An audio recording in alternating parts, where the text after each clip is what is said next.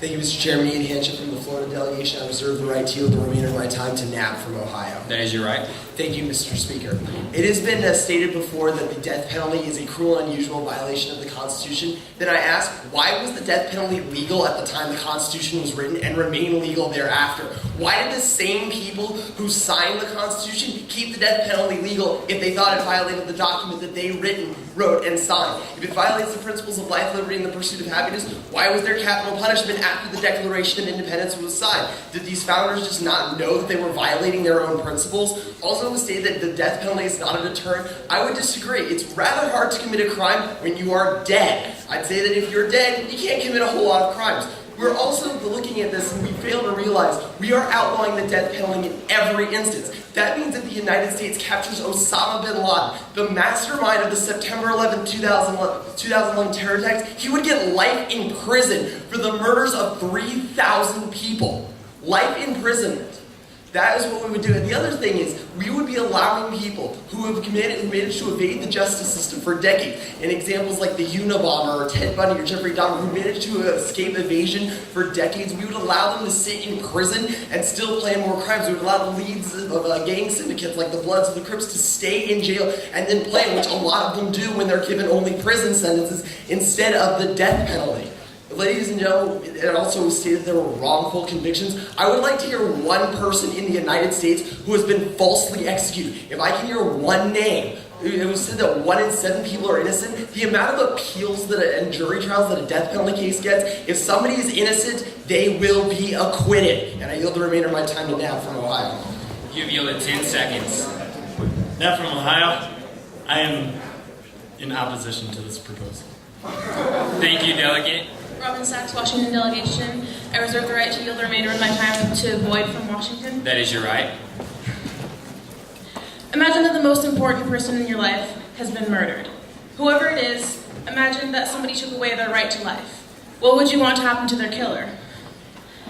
Would you want them to suffer? Because I know that I would. Death is too good for a murderer. Death means that the murderer doesn't have to face up to what they did. Death means that the murderer does not need to apologize to the family of the victim or the friends of the victim. Death is not something we should be giving to people like this. We should be giving them life in prison where they have to think about what they've done and suffer because of it. Thank you. I yield the remainder of my time to Boyd. You have yielded 1 minute 15 seconds. Thank you, Mr. Chair. Delegates, I ask you not to consider... Delegate, please state your name and state.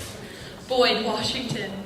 Delegates, I ask you not to consider this issue simply in terms of morality, but economically. The fact is the death penalty costs more than life without the possibility of parole because our Constitution requires a long and complex judicial process for capital cases, including more appeals than life imprisonment cases. This money could be used on education reform, transportation, and towards relieving the national debt. I ask you to at least consider how this could benefit our country economically, even if you don't agree morally. Furthermore, the sheer number of people sentenced to death that are in fact innocent, which did happen quite often in the 1980s before DNA testing became relevant in cases, is not only astonishing, it's truly frightening. We're spending money to kill people that have done nothing wrong. Though it may seem that this system is just, what the lengthy appeals process essentially does is clog the court system and keep other criminals from receiving their due justice from the government. Thank you. Thank you. 408 U.S. 238, 1972.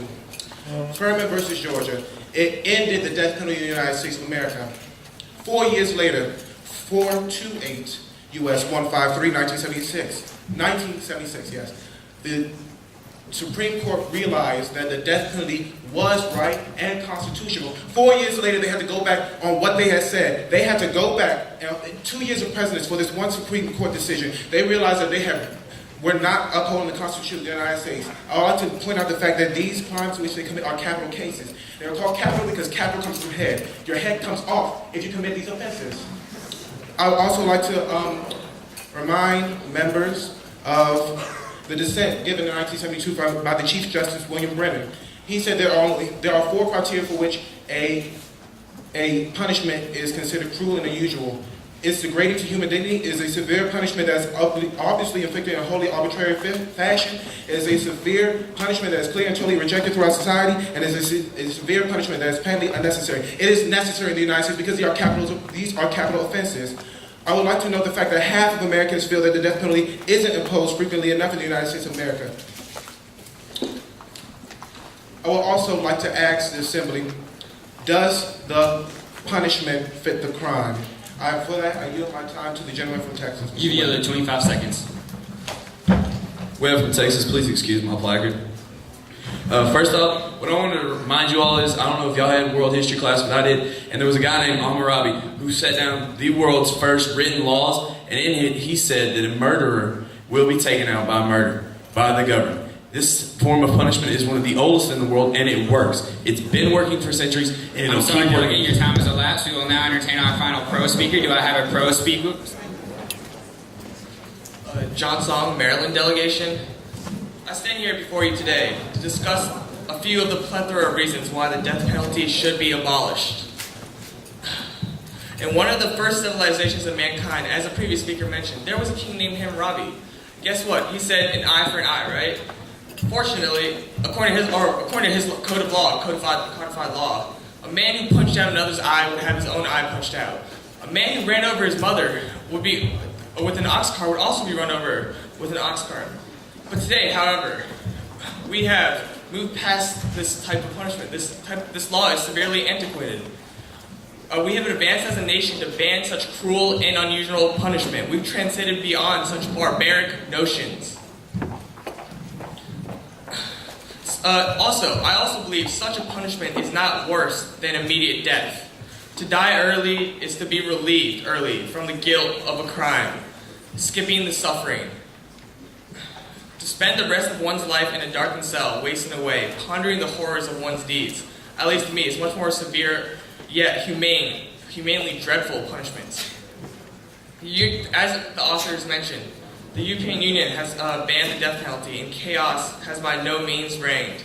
The U.S., as one of the few civilized countries still with the death penalty, has the leading homicide rate in the world, showing that the death penalty lacks the ability to curb crime. Also, according to Project Innocence, 255 DNA exonerations have occurred in the U.S. thus far. And I'd also like to make a motion to extend debate.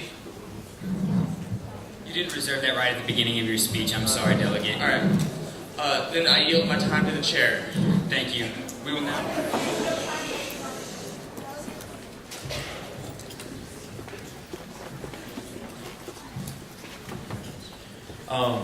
Delegate Steiner from the Central Florida, I'd like to reserve my right to make a motion. There's your right. I move that we expand pro-con debate by one round. Two rounds. One round. One round. A motion to extend debate by one round. All those in favor, please say aye. Aye. All opposed? This decision, this does pass. And I reserve my right to yield the remainder of my time to my fellow delegate, Suman from Florida. There's your right. Ladies and gentlemen, when someone intentionally goes out and kills somebody else, they are saying that this life is not worth anything. That this human life is not as valuable as they are themselves. They establish themselves as a superior, and thus making them something less than human, but it's something into a monster. This is exactly what we saw in the whole realm of the Nazi Germany when they decided that the Jews were not nearly as superior as they are. We cannot simply allow these monsters to roam around in our society and live off of our money and off of our time. They devalue human life, and therefore their life is forfeit. Thank you, and I yield the remainder of my time to Suman. You've yielded 30 seconds.